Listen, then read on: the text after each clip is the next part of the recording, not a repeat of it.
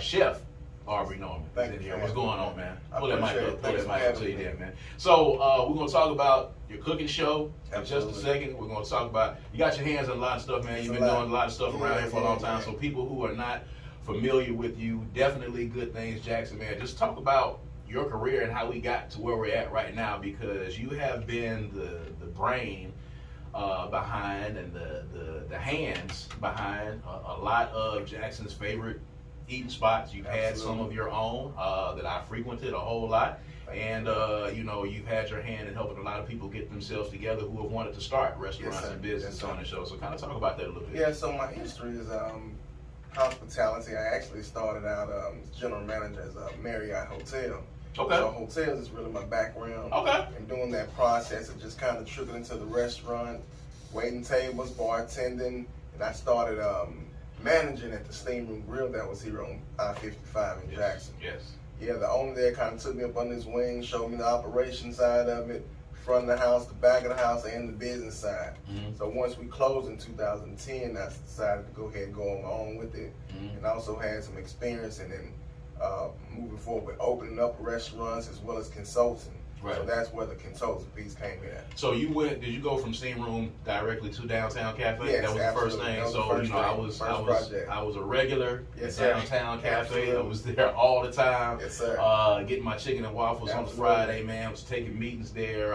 You know, when you were very involved in the community, allowed us to come in and have meetings and all kinds of things there, man. You've always been involved. So just talk about, you know, we're talking about the city of Jackson, the challenges for people who want to open up restaurants, who want to open up these venues, man, and have the opportunity to do what you've done. What were some of the challenges that you had right off the bat in opening up, especially in downtown? Man, look, so my vision was, with the hotel, I moved back from Atlanta, Georgia, and of course they had a lot of things going on in Atlanta. Downtown was a big one, so I frequently dined with the Gladys Knight's Chicken and Waffle, of course. That's where the concept came from. So when I moved back, I just saw the void that we had downtown and just had the vision of having a, you know, thriving downtown like every other state has, especially with us being the capital. I wanted to, you know, have my hands tied in that, because after 4 o'clock downtown, it was just a ghost town. So you know, I had the, you know, ideal and vision of just kind of bringing that to light, and everybody also did. So worked with a lot of people that had that same vision. So that's what we did. That's when Downtown Cafe started. All right, so let's talk about the consulting business, because you've actually had your hand in almost everything that's going on in downtown right now, and just helping them to get themselves together. So, you know, rattle off some of those folks, man, that you have been working with behind the scenes, man. Yeah, so, man, that was my whole vision, and starting to see it come to light was amazing. And a lot of the roadblocks I had, I didn't want other people to go through, because I knew it was a hold up. It takes time, take a lot of networking and marketing to get those things, you know, pass through those roadblocks. So first big project, well, after I left my building, owner Terrence purchased the Names and Face building. So got a little bit to work with him, and then we started the 4th Avenue project. So we got 4th Avenue open. Then we moved over to the cigar shop. Got that open. And then we moved over to this pizza shop. That's right. Yeah, so kind of that whole Lamar Pearl block. You know, we kind of created that to make that happen. The owners of that just had a great vision of downtown Jackson as well, and just kind of brought that vision to light, man.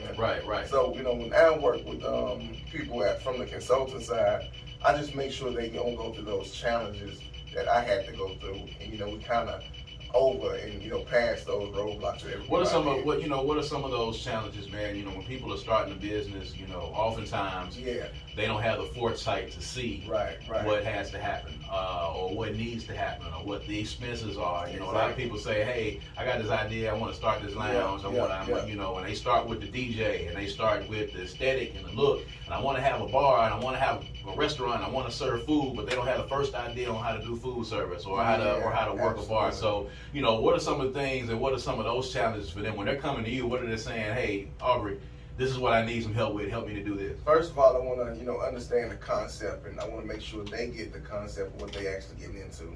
You know, see their vision, and we kind of sit down and map out a plan of their vision.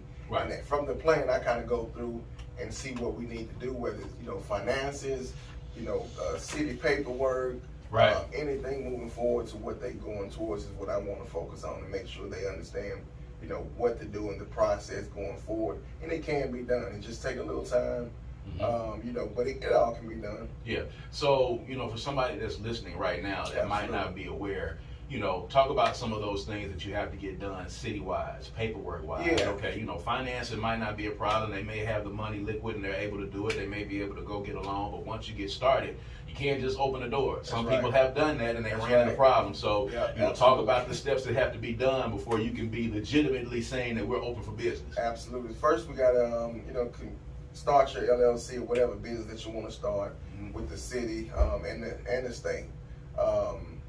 Then we got to go through the challenge of, getting ready with the health department, getting your kitchen together, getting everything ready for that. But it's all paperwork. It's all just time consuming. Again, I've been through those roadblocks.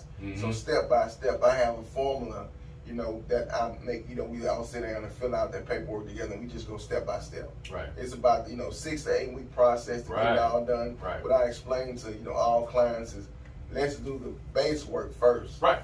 Can't skip those steps because those steps will set you back. Yeah. Moving forward, we gotta move forward. I'm all here for that, man. I'm all consultant just for that. Yeah. So, let's talk about now. You have branched out now. You're a TV star now. My wife and I, we watch cooking shows all the time. That's what we watch on Netflix, on streaming services. We get locked in on whatever it is. So, now watching you do your thing on Fox, on a weekly basis. How did that come about, man? And, what's your vision for you in front of the camera preparing meals? Yeah, so the vision was my upcoming book and recipe book is called Back to the Kitchen Table. Okay. We talking about the future, the kids, and it all started at the house. We remember having dinner with our parents and having those conversations. I just want to kind of get people back to the kitchen table with their families, talking about the day, expressing themselves, being able to have those conversations. Because sometimes I run into interviews, and people can't even have those conversations, don't even know how to interview just because their social skills is not to that level. Right. I just want to start it out back to the house, man, back to the kitchen table. So Miss Marquita Nicholson is the producer over at Fox. Okay. Young lady, she's into it. Miss Felicia does sales, and I work with that team a lot. Again, in business and consulting, they do great in marketing and have very affordable prices for TV commercials and as well as advertising. So I work close with those guys. So she had the idea of doing a cooking show along with Next Level Chef. Okay. Doing that whole season. So Fox Foodies came about just being a Jackson version of the Next Level Chef. Yeah. So and we wanted to incorporate 30-minute meals because everybody's super busy. Moms, we don't have the time. Dads, we're working all the time. So we want to be able to come in, cook meals in 30 minutes and get meals under $30. Right. So I want to provide recipes for everybody to do those meals and still have time to come in and cook for the family. Right. So we talked about it like what's your goal? What's your vision? You're starting out now doing Fox Foodies. Yes. You see how big this cooking thing has become.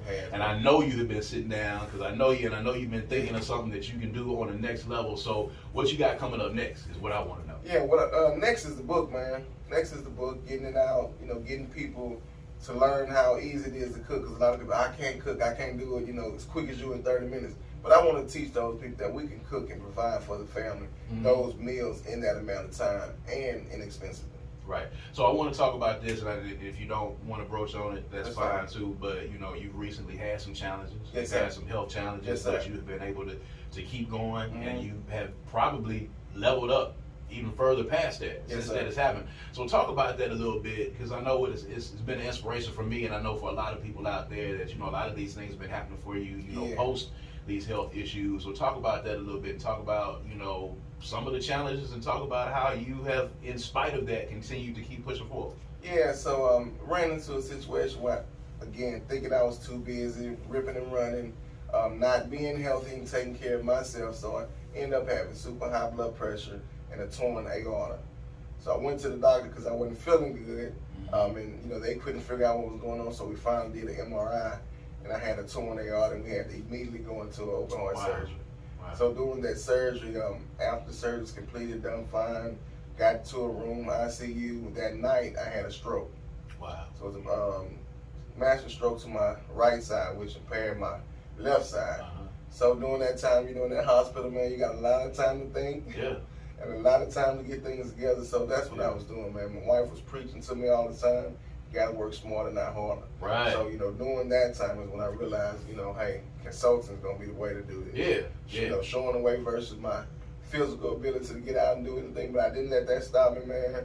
I got into rehab with Methodist Rehab. They was 100% great, man. They did great. Yeah. And it's all mental too, man. I think youth was on my side as well. Yeah. But being able to get up and get into that rehab program, inpatient, outpatient, at-home patient, I was very determined to get back here, to get back downtown, and get back to work. Yeah, and you did, man. And you did, bigger and better. A lot of times, your body will make you sit down for a second. I know, because I saw you everywhere. So you were doing a lot of different things, and I know that can be taxing. And I've had, histories of strokes in my family too, and just the recovery process for doing what you're doing has been great, and I know that's been an inspiration for a lot of people out there. Let's talk a little bit about before we gather here about you having a hand in, and I tell people all the time, the renaissance that downtown Jackson is experiencing right now with the eateries, with the restaurants and all of that. It goes back to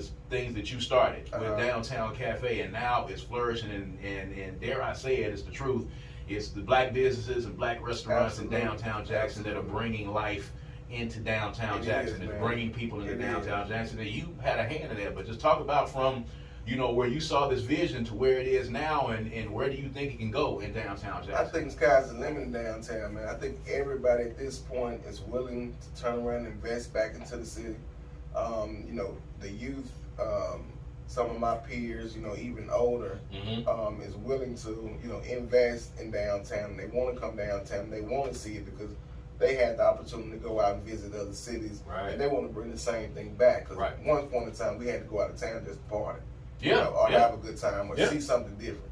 But now, we have it in our own city, and it's just getting bigger and better, man. I'm working with some clients now. The Fast project is working. Fast Street project is working. Downtown is continuing to grow. We're purchasing buildings now. We're buying buildings, buying properties downtown. So, it's happening. We're super excited, man, just to see this vision come to light. From 10 years ago is amazing. It's definitely good things, Jackson, man. We're owning business downtown. There you go, man. Ownership is the key. Ownership is the key. I learned that early versus leasing, man. I learned that early. Yes. You got a lot of leverage when you own something. I think everybody that's had some property or had a building or a club in downtown, I think, we've learned it, in our household, ourselves, that, don't do it unless you can own the building. That's correct. Because at that point, nobody can kick you out. Nobody can decide to come in one day and say, hey, we want to go in another direction, and then you got to go. And I think that's important for everybody that's listening as a black business owner. Ownership is important, and you're hearing it straight from the man himself who's been able to do it. All those businesses I named downtown, those guys own those buildings. They own those buildings. It's important. So they can't go anywhere. Can't go anywhere. Not going anywhere. Nobody can kick them out, and I think that's very important. So for people that want to get in touch with you, because I know you got people always kind of tugging at you, they kind of help to participate. How can they get in touch with you and then give them the information on making sure they check you out on Fox Foodies as well? Yeah, absolutely. Everything is on Fox Foodie. All links for everything is www.fox40news.com, fox40jackson.news.com, and just click on the link where it says Fox Foodies. All those recipes, all those videos are there. You can follow me on social media at Aubrey_Norman_, and my website is www.chefaubreynorman.com. There it is, Aubrey Norman, Chef Aubrey Norman in here, man. Make sure you're checking him out on Fox Foodies, and make sure that you continue to patronize the businesses that he's had his hand in, and anything he does, man, make sure that you support him, because this is definitely good things, Jackson. We have a lot of great things going on, and we're definitely changing the narrative about our city. Our city is great. We are not who they say that we are. We are doing some great things here, man. It's a great city to be a part of.